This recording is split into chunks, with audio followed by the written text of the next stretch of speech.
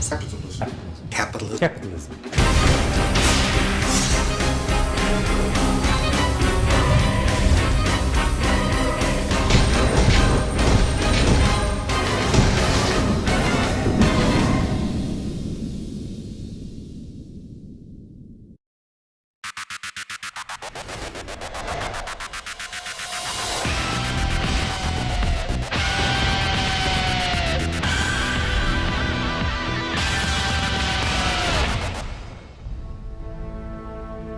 아담 스미스의 국부론이 세상에 나온 지 약 250년이 지났습니다. 그 사이 세상은 참 많이도 변했고 주기적으로 반복되는 위기 속에서도 자본주의는 굳건히 살아남았습니다. 그런데 250여 년의 자본주의를 살아온 우리는 과연 더 행복해졌을까요? 21세기 자본주의를 살아가는 우리에게 행복이란 과연 무엇일까요? 세계적인 석학들은 행복을 과연 무엇이라고 생각할까요? 먼저 그들의 얘기를 들어봤습니다.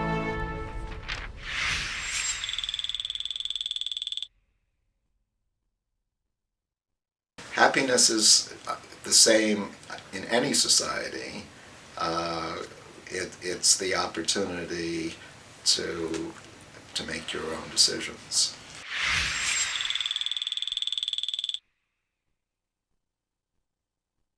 Happiness is the extent to which people improve their lives each year.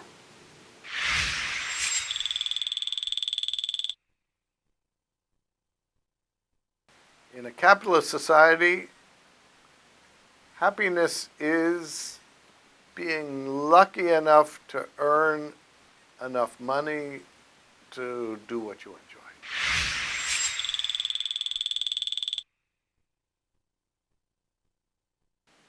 Happiness is living a good life where you are able to have a set of values that you can live in accord with. It's not about money.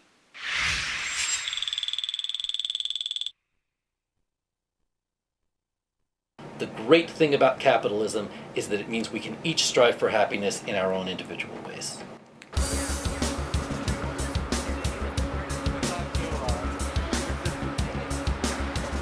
세계 자본주의의 심장인 뉴욕의 월가 한복판에 천여 명의 시위대가 모여들었습니다. 월가를 점령하라 하는 구호 아래 그들은 금융자본의 탐욕을 지탄하고 양극화와 빈부격차의 해소를 촉구하는 점거 시위를 벌였습니다.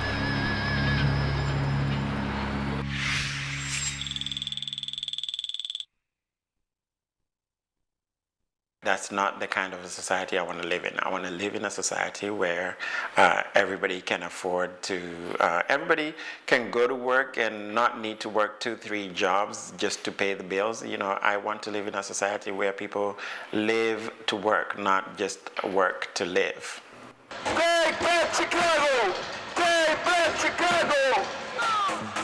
1%를 향한 99%의 분노는 삽시간에 미국 천여 개의 도시로 한 달 만에 세계 80여 나라 1,500개 도시로 퍼져나갔습니다.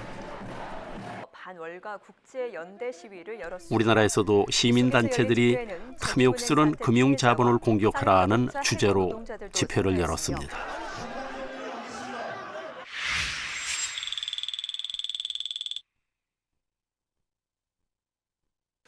The bigger question is whether the sector as a whole has a morality deficit. And I think it's arguable that it does by comparison with, let us say, the generation of the post-war period. Every business requires to have some ethical framework, and a bank especially so.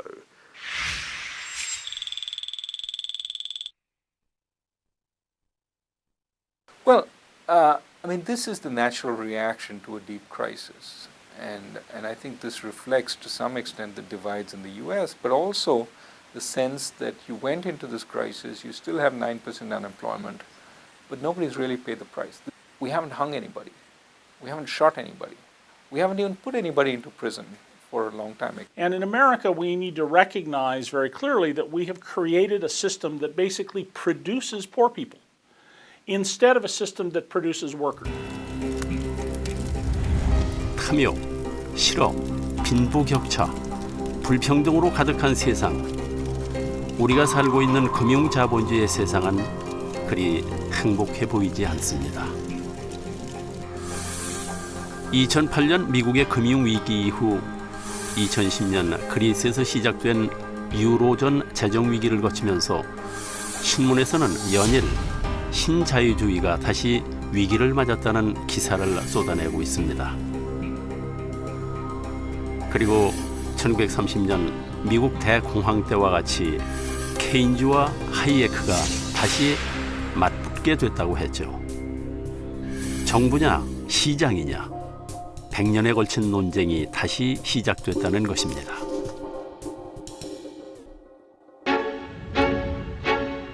Yeah. Hi. Keynes, 거시경제학의 father. Yeah. 하이에크, 신자유주의 father. Yeah. Yeah. 100년 동안 우리 치고받고 싸웠지. 나 케인스 거시경제학의 father. 시장이냐 정부냐 forever issue. 경제학의 forever rival. Hey guys, stop. 계속되는 경제 위기 어떻게 할 건데? 되풀이되는 글로벌 금융 위기. 붐붐 버스, 붐붐 버스. 전 세계의 빚잔치. 너도 나도 모두 빚잔치. Oh my God, God bless me. 미국이 넘어지면 우리도 한 방에 훅. 돈이 돌고 돌아도 먹고 살기 힘들어. 새로운 경제 위기 답이 필요해. Show me the money. 21세기를 책임질 경제 원리는 무엇? 뭘까 그게? Show me the money. 과연 되풀이되는 경제 위기를 해결해 줄 경제 원리는 무엇일까요? 하이에크의 신자유주의일까요? 아니면 케인즈의 거시 경제학일까요?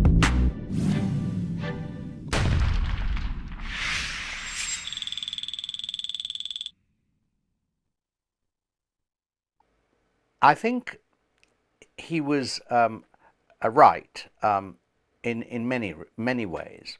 And I think the proof of that is that in this period, which I think was the golden age of the system,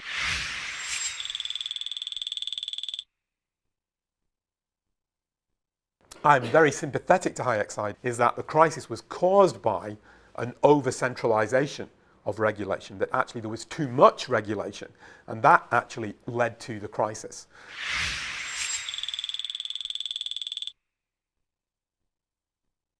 Have once again come to the fore, and so the ghosts of Keynes and Hayek are now once again making the waves and being quoted and cited in public argument. 세계적인 석학들도 의견이 분분합니다. 그래서 먼저 그들이 벌여온 논쟁의 핵심을 살펴볼까 합니다. 잘 보시고 여러분들도 지금 우리에게 무엇이 필요한지, 위기를 이겨낼 새로운 자본주의의 이론은 무엇이 돼야 할지 생각해 보시면 합니다.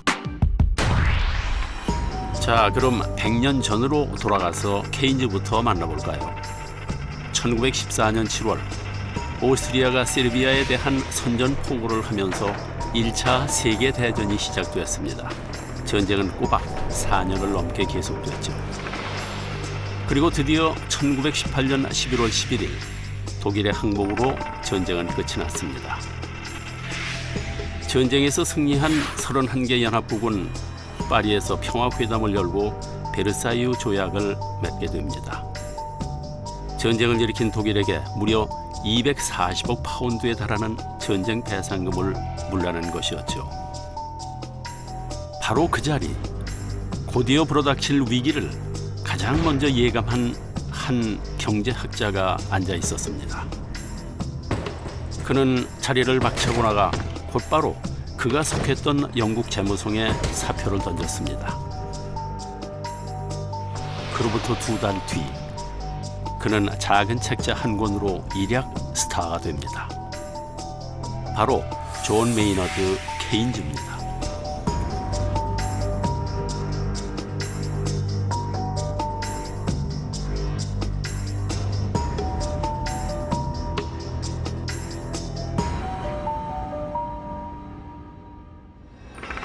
그의 예언이 적중했음을 아는 데는 많은 시간이 걸리지 않았습니다.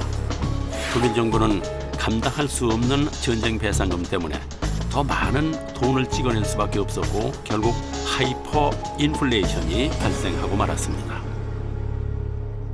한편 전쟁의 여파에 피로가 된 유럽과는 달리 미국은 호황을 누리고 있었습니다.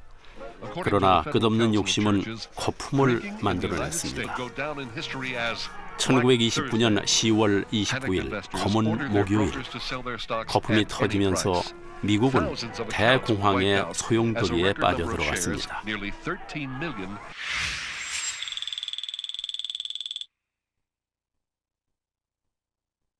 Then, in the early 1930s, there was a Great Depression, a huge fall in national income, greater in America than in Britain. And so he began to think in terms of how can the state manage national income, and that is what led to the general theory. 그 시기 유럽의 이탈리아, 독일 등에서는 파시즘이 힘을 얻고 있었습니다. 독일 국민들은 빈곤과 실업과 혼란에 지쳐 히틀러에게 정권을 맡겨버리고 말았죠. 이렇게 대공황과 전쟁의 위기가 몰아칠 때 케인즈는 보이지 않는 손에 대해서 의심을 갖고 있었습니다. 그리고 위기에 처한 자본주의를 구하기 위해 위기의 원인에 대한 명쾌한 분석과 해결 방법을 다룬 책을 내놓았죠. 바로 고용, 이자 및 화폐에 관한 일반 이론입니다. 케인즈는 공황의 원인을 수요 부족이라고 주장했습니다. 소득이 늘어난다고 수요가 똑같이 늘어나지 않으며 현실적인 수요량을 유효 수요라고 정의했습니다. 경제가 잘 돌아가려면 소득과 수요가 거의 같아야 하는데 덜 쓰다 보니 경기가 침체되는 것이라고 분석했습니다.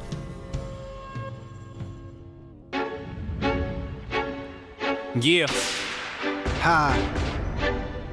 Keynes, 거시경제학의 father. Yeah. 하이엑 신자 유주의 father. Yeah.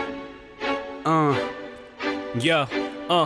100년 동안 우리 치고받고 싸웠지. 나 케인스 거시경제학의 father. 시장이냐 정부냐 forever issue. 경제학의 forever rival. Keynes is coming. 하이엑 케인즈의 말을 들어봐. 풍요 속의 빈곤 내가 만든 rhyme so I'm genius Keynes 물건은 넘쳐나도 사는 사람 없어 와 돈이 안 도니까 먹고 살기 힘들어 결국에 대공황 boom boom bust boom boom bust Keynes is coming and I say warning 이거 혁명이야 Welcome to the Keynes world 보이지 않는 손만 믿다 큰 코 다친 거야 Oh no invisible hand 경제도 아기처럼 돌봐줘 정부가 돌봐줘 우리 보안책이 되어줘 투자가 부족하잖아 수요도 부족해 정부가 공장 세우고 다리도 놓아야 돼 Right 일자리를 줘야 해 돈이 들게 해야 해 이게 바로 내가 만든 거시경제학 What? Keynes Revolution 정부의 역할에 관한 케인즈의 새로운 이론은 거시경제학이라는 학문을 탄생시킵니다. To 1914, economists were content to explain how the market worked. They studied market economics, microeconomics. When Keynes was a Treasury official helping to finance the First World War, he had to start thinking about macroeconomics. You had to think about the whole economy.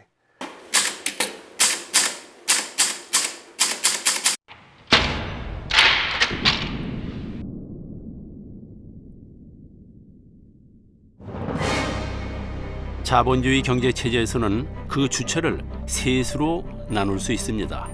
바로 가계, 기업, 그리고 정부. 미시경제학이란 가계와 기업이 어떻게 의사결정을 내리며 이들이 시장에서 어떻게 상호작용을 하는지를 연구하는 학문입니다. 아담 스미스의 자유시장경제체제 이후 세계를 지배한 경제학입니다. 여기서 국가는 그저 전쟁에서 국민을 보호하는 야경 국가 정도의 역할만 담당해야 한다고 생각했습니다. 반면에 거시경제학은 국민소득, 이자율, 환율 등 국가 전체와 세계에 관한 경제 현상을 연구하는 학문입니다. 정부의 계획적인 정책으로 가계와 기업을 움직여야 한다는 주장이죠. Keynes is coming. 하예 케인스의 말을 들어봐. Listen, 실질적인 구매력을 지닌 수요, 내가 말하는 유효 수요. 아세 정부가 자금을 지원해 유효 수요를 늘리자는 심플한 논리. 구매력 없는 수요자가 일자리를 통해 구매자로 발전하는 길. 흥미했던 구매력이 정상적인 유효 수요로 발전하는 길. 일자리가 있고 돈이 있는데 왜 돈이 안 돌아? This is Keynes, 유효 수요 이론. 1936 발표한 내 책을 읽어. New Deal 정책으로 성공했던 내 이론 Prove it. 바로 고용, 이자 및 화폐의 일반 이론. The general theory of employment, interest and money.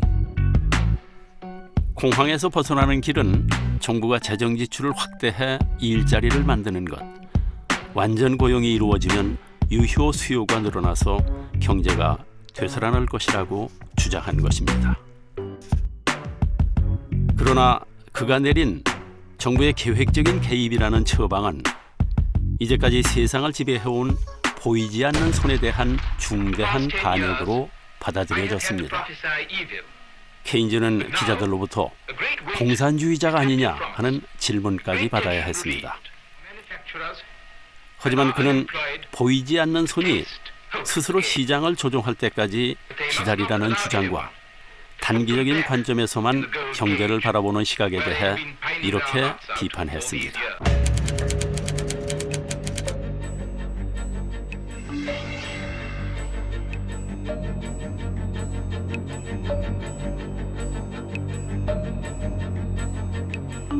Well, he thought capitalism could survive if it dealt with these two problems, if it guaranteed a good level of employment and if it was more equal. 그의 이론은 맨 먼저 하버드 대학 경제학부의 젊은 학자들을 매혹시키게 됩니다. 그리고 미국 정부의 경제 강요들을 설득시켰죠. 루스벨트 대통령은 그의 이론을 적극적으로 받아들여 뉴딜 정책을 만들었습니다. 실업자와 굶주린 사람을 위한 복지 정책을 마련하고 댐, 고속도로 등을 건설해서 일자리를 만들었습니다. 또 전례 없이 강력한 규제 방안을 실시했습니다. 그리고 드디어 1939년 9월 1일 케인즈의 예언이 그대로 적중하는 사건이 발생했습니다. 독일이 폴란드를 침공하면서 다시 유럽 대륙의 전쟁의 피바람이 불기 시작한 것입니다. 전쟁은 1941년 독일의 소련 공격과 일본의 진주만 공격을 계기로 해서 태평양 전쟁으로 번졌습니다. 유럽뿐만 아니라 아시아, 북아프리카, 태평양까지 전 세계가 전쟁에 휩싸이게 된 것이죠. 결과는 참혹했습니다. 인류 역사상 가장 큰 인명과 재산 피해를 낳은 전쟁은 1945년 8월 15일이 되어서야 끝이 났습니다. 그 사이에 케인즈주의는 그 영향력을 전 세계로 확대했습니다. 1944년 7월 케인즈는 세계 최고의 경제학자 자격으로 브레튼 우주 협정을 진두 지휘하기도 했습니다. 아이러니하게도 전쟁은 독일과 미국 모두에게 불황의 탈출구가 되어주었습니다. 돈을 빌려 전쟁에 쏟아부으면서 실업률이 낮아지고 경제가 살아난 것입니다. 2차 대전이 끝나자 케인즈주의는 자본주의 세계 모든 정부를 지배하는 경제 원리가 됐습니다. His major achievement intellectually was to get economists to think about the whole economy, to think in terms of macroeconomics. That was his great achievement. They have responsibility for full employment, for maintaining an optimal level of employment and output. Keynesian governments targeted employment. They aimed to keep employment at a fairly low level, 3, 4%, 5%, something like this. 이후 케인즈 이론은 큰 정부를 만드는데 이론적 토대가 됐고 30년 동안이나 유례없는 호황을 누리게 해주었습니다. 그런데 이렇게 케인즈가 승승장구할 때 공황의 원인과 극복 방법에 대해서 그와 정반대의 생각을 가진 사람이 있었습니다. 바로 런던 대학 교수였던 하이에크. 그는 44년 자신의 주장을 담아 노예의 길을 펴냈습니다. 하이에크는 너무 많이 투자됐고 너무 많이 써서 공황이 왔다 이렇게 진단했습니다. 케인즈와는 정반대의 의견이었죠. 그리고 시간이 걸리더라도 시장의 조종 능력을 신뢰해야 한다고 주장했습니다. I think the other criticism was one that originates with Hayek, who is one of the great opponents of Keynes, which was that if a government starts interfering too much with the economy, the government grows and makes the economy less efficient. 하지만 케인즈주의로 호황을 누리고 있던 세계는 하이에크 주장에 귀를 기울여 주지 않았습니다. He was less well respected. Economists thought that, well, he wasn't doing economics anymore. He was doing sort of political philosophy. So he went through a period of about 20 years where he wasn't very well respected. 결국 하이에크는 낙심한 나머지 고향인 오스트리아로 돌아갔습니다.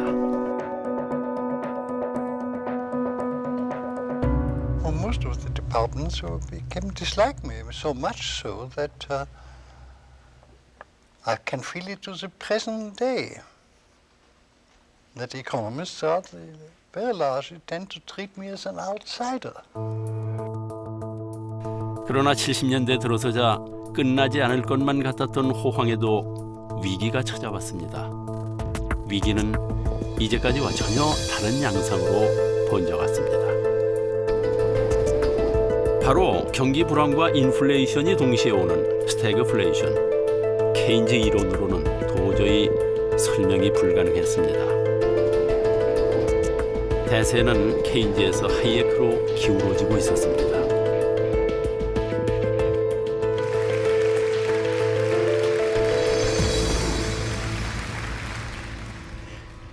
Towards the end of his life, he got the Nobel Prize in the early 1970s, and his ideas were taken increasingly seriously by people in areas such as political theory or political philosophy.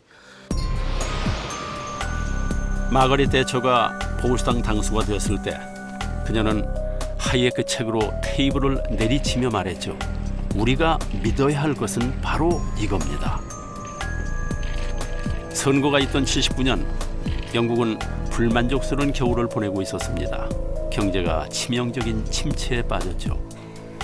영국 국민들은 대처의 보수당 정부를 선택합니다. 영국 최초의 여성 총리가 된 대처는 하이에크의 신자유주의에 기반을 둔 대처리즘을 표방했습니다.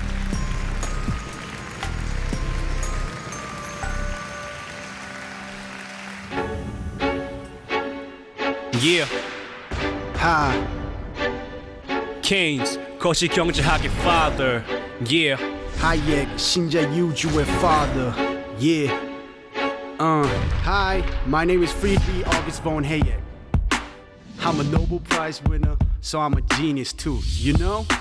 Hayek's coming, Keynes 잘 들어봐. Stagflation 들어봤니? State가 아니다, listen up. Inflation에다 불안까지 온 거야. Money, money, money is all you need. 낯선 괴물처럼 세상을 괴롭혔지. Boom, boom, bust, boom, boom, bust. Hayek is coming, and I say burning. 세상을 구하자, Hayek, Mr. Miracle. 정부 믿다 큰 코 다쳐.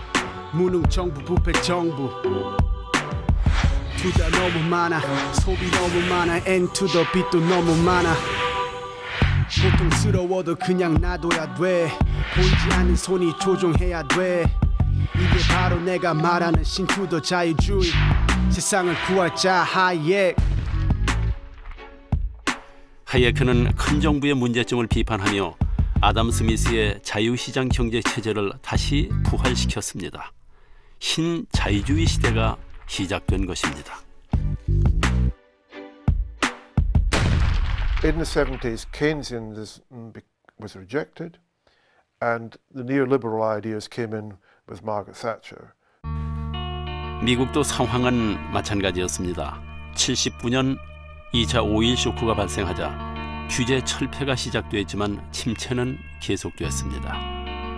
케인즈가 가르쳐준 대로 했지만 별 효과가 없었습니다. 미국은 대처와 같은 노선을 가진 레이건을 대통령으로 선출했습니다. 그는 하이에크와 같은 시장주의자인 시카고 학파 밀턴 프리드만의 이론을 기반으로 해서 레이거노믹스를 시행했습니다. 건실한 금융, 규제 철폐, 적정한 세율, 제한적인 정부 지출이 주요 내용입니다. 하지만 체제를 바꾸는 건 쉽지 않았고 금방 좋은 결과가 나오지도 않았습니다. 3년이나 고통이 계속됐고 분노는 커져만 갔죠.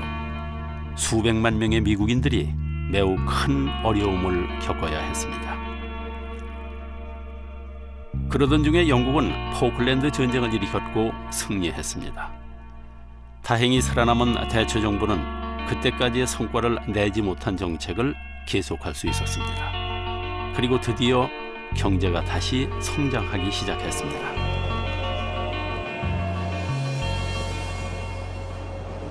Hayek has a number of crucial insights into the way the world works. I think that Hayek's theory of the world and of how a free society works is richer, more extensive, and ultimately more accurate than Keynes's model. 한편 80년대 들어와서 공산주의 세계는 소련이 리더십을 잃어가면서 경제 위기의 해결책이 마르크스주의가 아닌 시장에 있을지도 모른다는 생각이 고개를 들었습니다.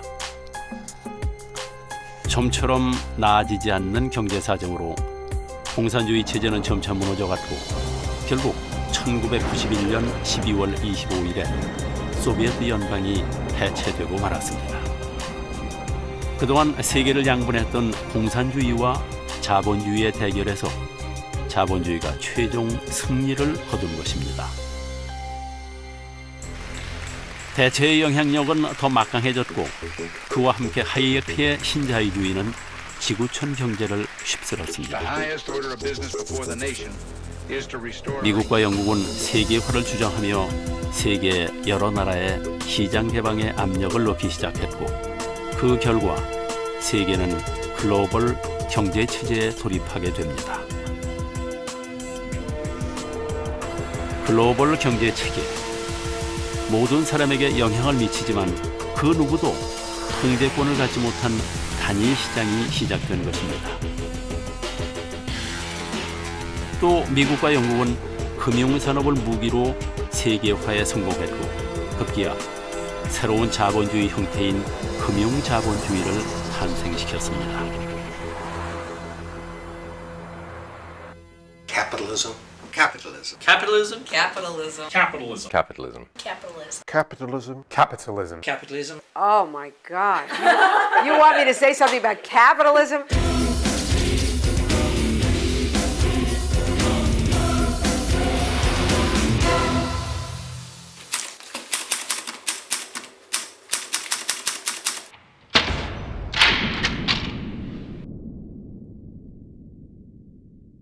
하지만 이러한 금융자본주의가 전 세계적인 금융위기를 초래할 수 있다는 것을 예측한 사람은 별로 없었습니다. 멕시코 금융위기는 미국의 지원으로 해결됐지만 태국에서 발발한 금융위기는 말레이시아, 인도네시아로 전염병이 돼 번져나갔습니다. 우리나라도 IMF 체제에 들어가는 굴욕을 당했지만 금융위기는 멈추지 않고 계속됐죠. 결국 2008년 철옹성이라 생각했던 미국까지 금융위기에 휩싸이게 되고 연이은 유럽발 금융위기로 전 세계가 휘청거리고 있습니다. 이제 세계는 어느 누구도 통제할 수 없는 세계가 돼버린 것입니다. 물론 세계화가 전례 없는 풍요를 가져다 준 것도 사실입니다. 하지만 세계화가 시작되면서 부와 빈곤의 양극화가 가속되고 불평등이 더 커졌다는 것 또한 사실입니다. 그러자 케인즈주의자들은 이번 위기의 원인을 신자유주의가 괴물 금융을 키웠기 때문이라고 비판하기 시작했습니다.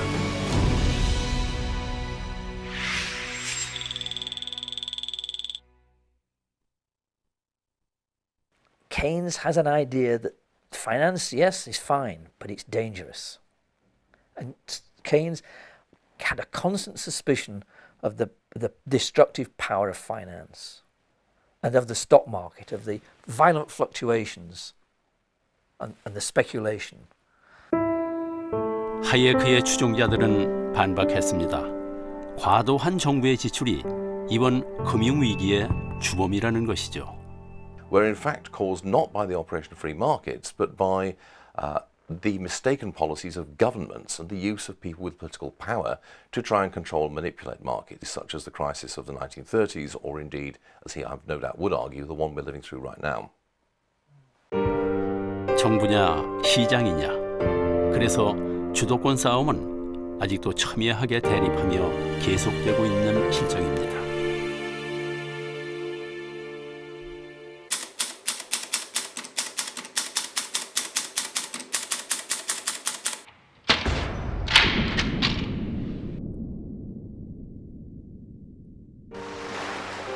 여러분들은 어떻게 생각하십니까?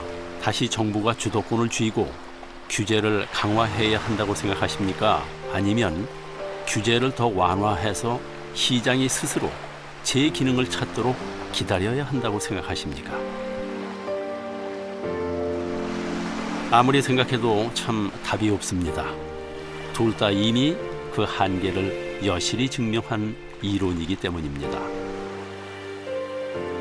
그래서 어떤 사람들은 자본주의는 고장났다 이렇게 진단합니다. 자, 그렇다면 우리는 자본주의를 버려야만 할까요?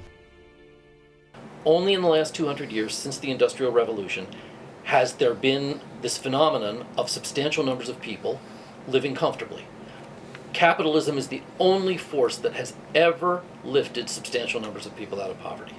Maybe it needs to be modified in some ways, maybe it will be modified in some ways, but for goodness sake, let's be very careful. 우리가 만나본 전문가들 중 자본주의를 폐기해야 한다고 주장하는 사람은 한 명도 없었습니다. 하기야 그렇다고 실패한 공산주의를 다시 불러올 수도 없는 일입니다. 결국 방법은 하나, 고장난 자본주의를 고쳐 쓸 수밖에 없는 것입니다. The question is, what do you think is causing the observable problems that we can see? Misallocation of resources, unnecessary poverty, extreme income inequality in some cases, and failure to develop in some parts of the world as compared to other parts of the world. 맞습니다. 이제 우리가 해야 할 일은 문제의 원인을 분명하게 분석하고 보다 근본적인 해결책을 찾는 것입니다. 정부도 시장도 아닌 자본주의를 이끌 새로운 주인을 찾는 것입니다.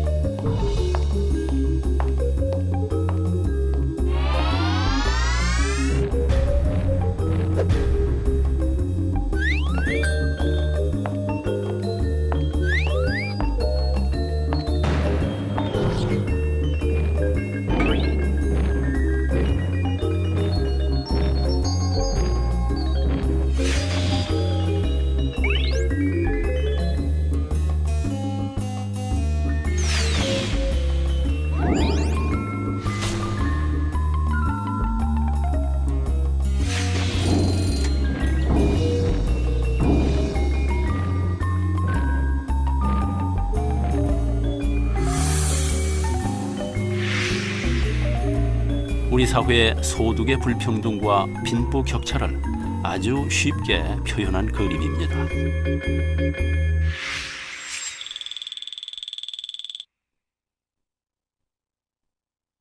Well, it's a big issue in the United States as well because some of the data suggest that the rich are getting much richer than the rest of the country. There's a bigger gap between what the rich have and what the rest of the country has. And it says, here's the increase in income of the bottom 90% of Americans after 30 years, and it's 1 inch high. And here's the increase in income of the super wealthy. And there's an arrow, and at the top it says, continues off page for 62 more feet. Okay, 1 inch to 62.5 feet is the measure. It's $1 to $7,500. So each time each person in the bottom 90% got $1 more, people at the top get $7,500.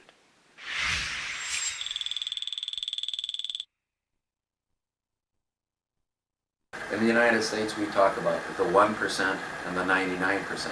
It turns out when you examine the income distribution data that most of the gains in the last 20 years or so seem to have gone to the very top. You know, the people who are the richest already have gotten most of the gains in the last 20 years, and the bottom 99% have, you know, just sort of marked time. And this is a bit of a disturbing trend.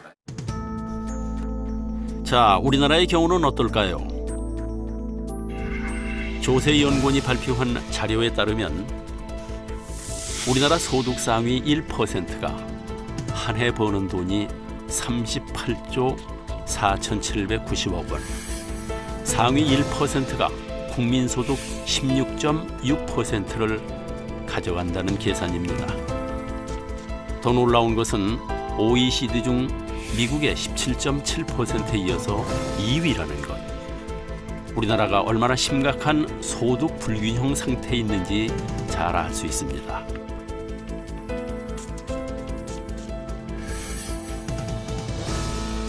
놀라운 데이터는 또 있습니다. OECD 국가의 삶의 질의 구조에 관한 연구에 따르면 우리나라 국민의 행복지수는 10점 만점에 4.2점, 전체 34개국 중 32위를 차지했다고 합니다. 1위는 덴마크로 8.09점, 우리나라보다 낮은 나라는 2점대의 터키와 멕시코뿐입니다. 지난 50년 동안 우리나라 1인당 국민소득 그래프입니다. 1960년대 100여 달러에서 시작해서 현재 2만 달러, 세계 11위의 경제 대국이 됐습니다. 정말 놀라운 성장입니다. 문제는 바로 이것입니다. 우리가 느끼는 행복도가 경제 성장과 비례해서 증가하지 않았다는 것입니다. 이는 미국의 경제학자인 리처드 이스털린이 주장한 소득이 증가해도 행복은 정체된다는 이스털린의 역설을 고스란히 적용하고 있습니다.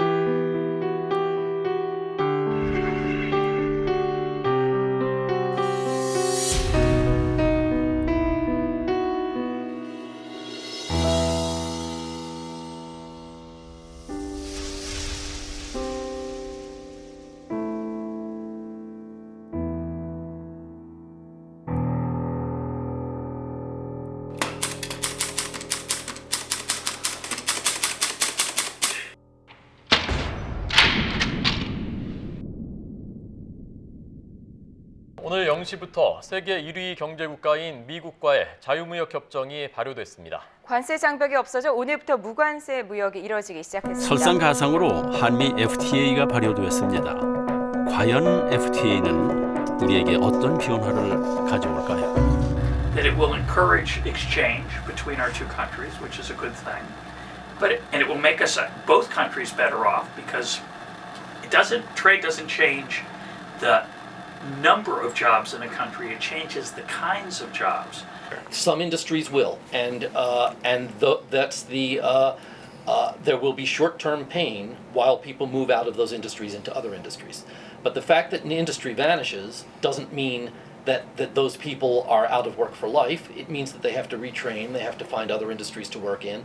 That's not an easy process. Because of trade with the United States, there will be parts of the Korean economy that are going to struggle because they'll have new competition.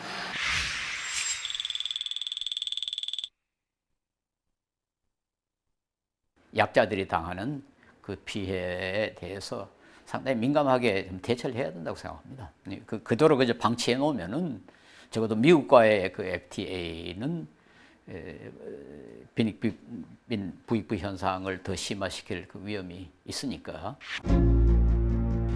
이미 경쟁력을 갖춘 기업에겐 분명 좋은 기회지만 나머지 산업은 아니라는 건 상당히 다른 평가입니다.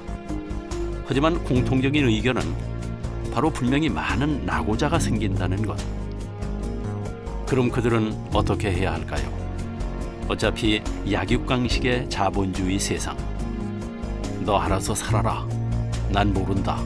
하면 될까요?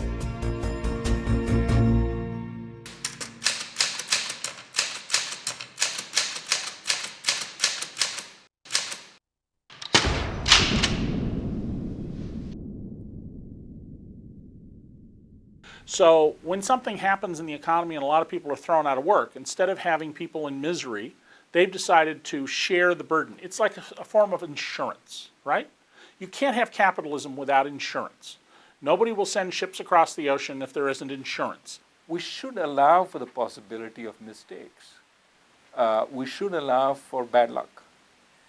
So some minimal safety net, I think every civilized society should have. Welfare is the insurance policy we give to each other. There is the social safety net that a society constructs in order to protect the most vulnerable people. 그렇습니다.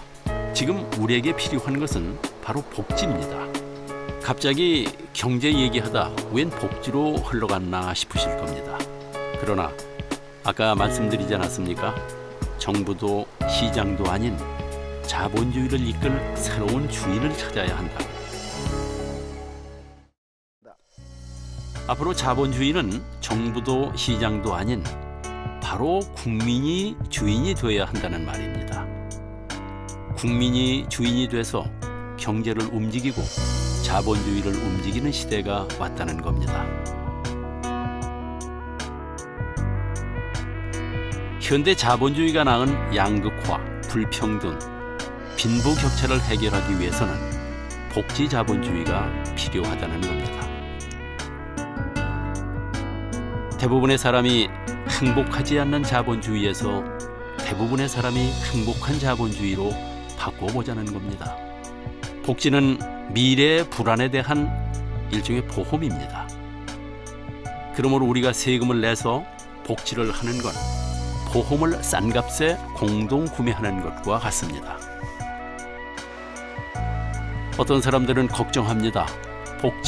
복지하다 보면 분명히 경제 성장의 발목이 잡힐 거라고.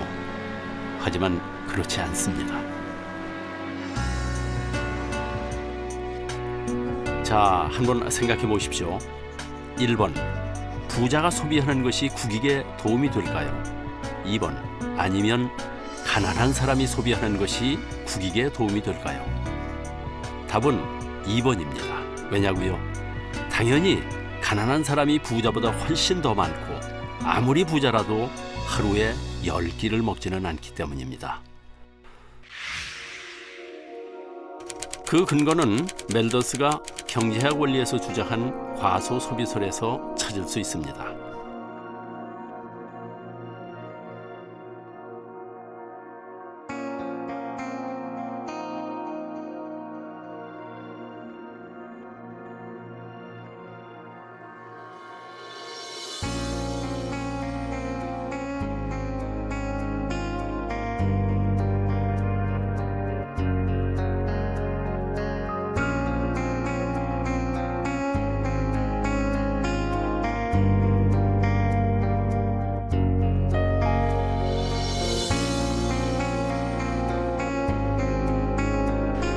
멜더스는 이렇게 말했습니다. 가난한 자의 주머니를 채워라. 그러면 소비가 촉진된다.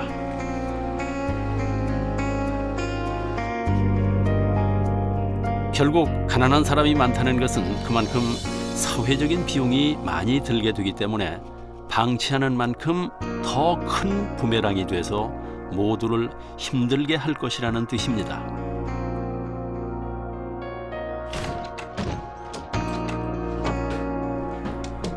그러므로 복지를 하는 것이 더 경제적이라는 겁니다.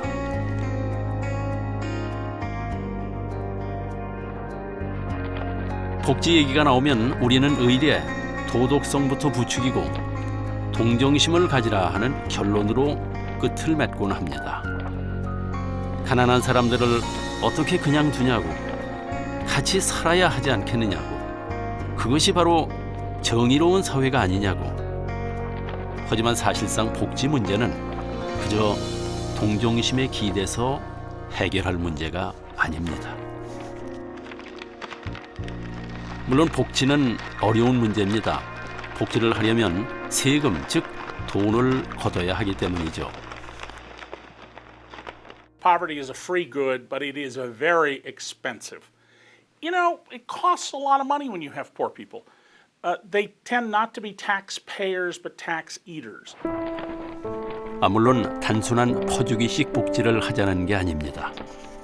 복지와 성장은 서로 상충되는 개념이 아니라는 말입니다. The purpose of welfare should be to get people through a period so that they can be productive, but there have to be jobs to do that. Yes, well, of course you've got to have a welfare system. Everyone says that the reason the Chinese save so much is because they haven't got a welfare system. They don't, and a welfare system and a social insurance system is just more efficient. 생산적인 복지, 즉 복지를 통해서 새로운 일자리를 창출하자 하는 것입니다.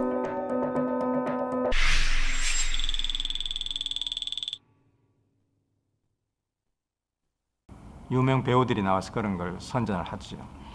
이 월 29만 원이라는 숫자를 개인이 불안해서 내는 거죠. 내가 혹시 큰 병 걸릴지도 모르는데, 그래서 그렇게 큰 돈을 내고 있거든요.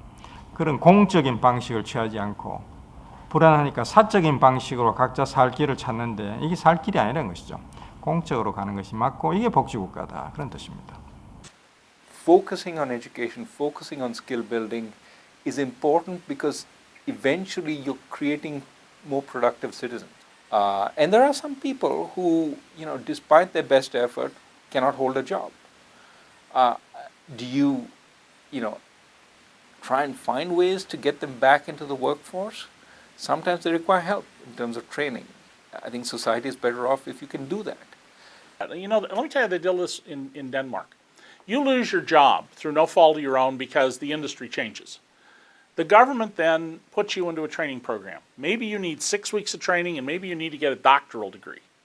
The government will provide you with 90% of your income until that program is finished. It'll then find you a job. You can reject that job. It'll find you a second job. And if you reject that job, you lose 90% of your benefits. So what happens? People find their own job because the government's not so good at finding jobs, number one, and number two, they don't want to lose 90% of their benefits.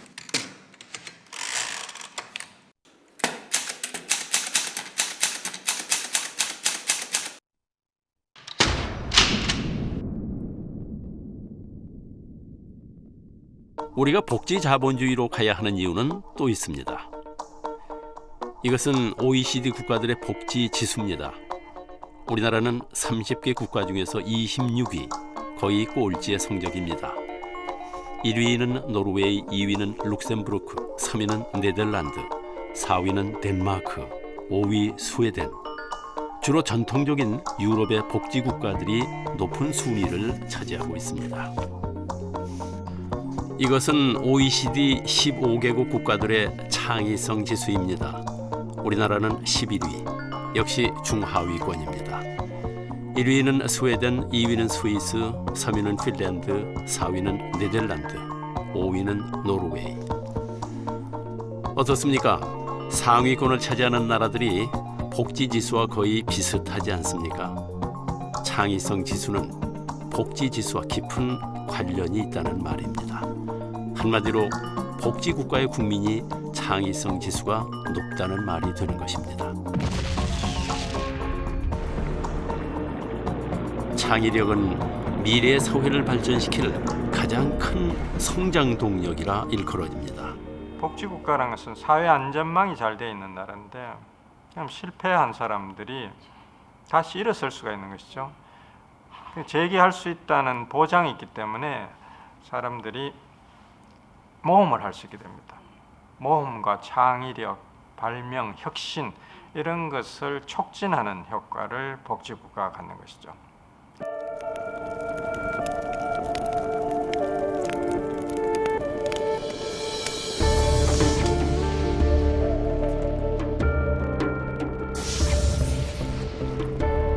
그런데 배고픈데 창의가 과연 나올 수 있을까? 실패하면 끝인 사회에서 창의가 나올 수 있을까요?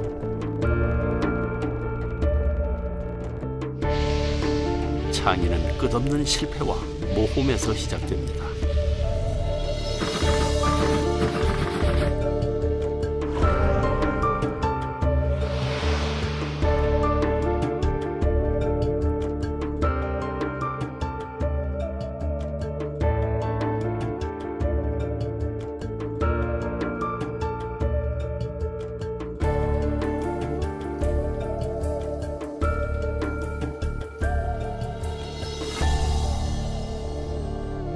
그렇다면 복지 자본주의 세상에서 우리는 행복할 수 있을까요?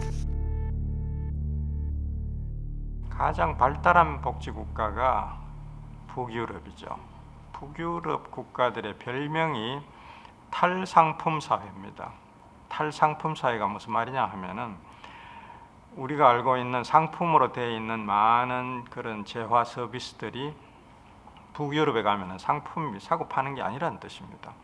예를 들면 교육, 대학까지 무료죠. 예. 의료, 보육 이런 것이 공짜입니다. 공짜니까 탈상품이죠. 상품에서 벗어난 그런 사회죠. 탈상품 사회니까 목돈이 별로 필요가 없고 그래서 뭐 재테크할 필요도 별로 느끼지 않을 겁니다. 예. 한국은 불안한 사회니까 목돈이 언제 어디서 필요할지 모르거든요. 우리는 그동안 자본주의의 여러 모습들을 봤습니다. 아담 스미스로 시작된 자본주의가 마르크스의 정면 도전에 맞서 어떻게 발전돼 왔고 어떻게 살아남았는지, 그리고 그 안에서 살아온 우리들이 어떻게 변해 왔는지, 돈이 돌아가는 원리와 은행권의 탐욕을 보고 오히려 무기력함을 느끼신 분들도 아마 계실 겁니다. 끊임없이 쏟아져 나오는 생산품, 어서 사라고, 많이 사라고 부추기는 마케터의 유혹에 너무 자주 흔들린 나를 발견하며 기분이 나빴을 수도 있습니다. 금융상품에 대해 아무것도 모르면서 돈 벌겠다고 이리 뛰고 저리 뛴 내가 한심했을 수도 있습니다. 여하튼 좋습니다. 이제껏 어떻게 살아왔든 이제부터가 문제입니다. 생각해 보십시오. 우리의 아이들에게 헐떡이며 죽음을 기다리는 물고기 같은 삶을 그대로 물려주시겠습니까? 아니면 내가 살려면 남의 의자를 뺏어야 한다고 가르치시겠습니까? 사회가 얼마나 문명화됐는가를 측정하는 척도 중 하나는 바로 약자가 어떻게 배려받는가 하는 것입니다. 함께 사는 세상, 그것이 바로 우리가 꿈꾸는 행복한 자본주의 세상입니다. 이제 가장 선진화된 자본주의, 복지 자본주의를 향해 나아가야 할 때입니다.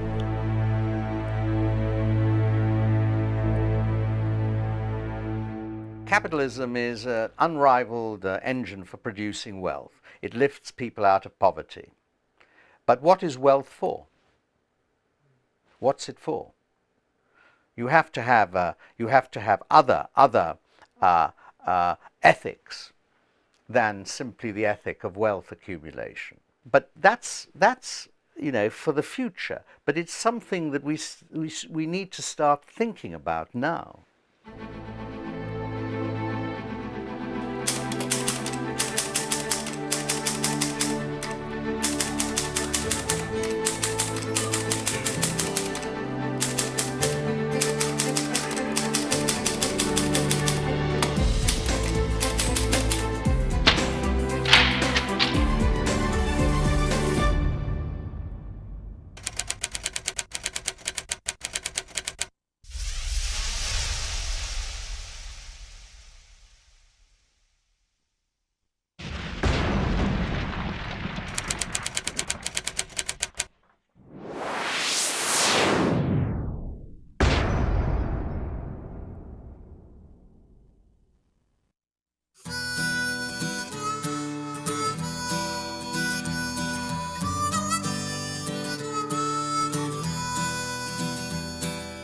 검은 밤의 가운데 서 있어 한치 앞도 보이질 않아.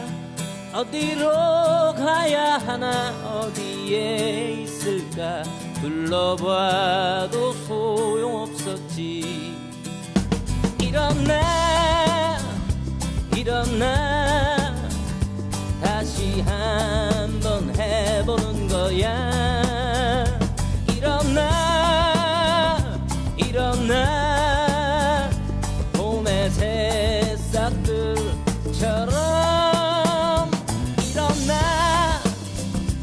일어나 다시 한번 해보는 거야. 일어나 봄의 새싹들처럼